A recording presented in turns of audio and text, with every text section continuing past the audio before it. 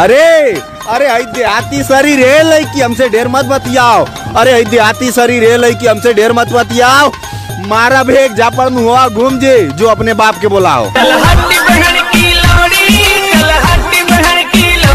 अरे सिर्फ केटीएमओ के मजा ले बुकाओ। अरे करे जा सिर्फ केटीएमओ के मजा ले बुकाओ। आवा है करो मजा ले ला। और सुना आवे को होगा तो आवा, ना तो ज्यादा घमंड मत पे।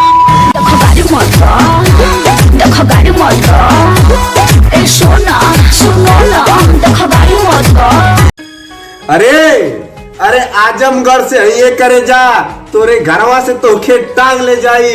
और तुहार बाबूजी ना यही घामे में कितनो कोर्ट कचहरी दौड़त रह जी। अगर तबीयत खराब हो गई उनकर तो सदर हॉस्पिटल ले जाके उन्हों के पानी चढ़ाई। सारा जिला आजमगढ़ जिला सारा जिला। अरे सरऊ यूपी बिहार है, यहाँ सिर्फ मट्टी के खुदाई ना।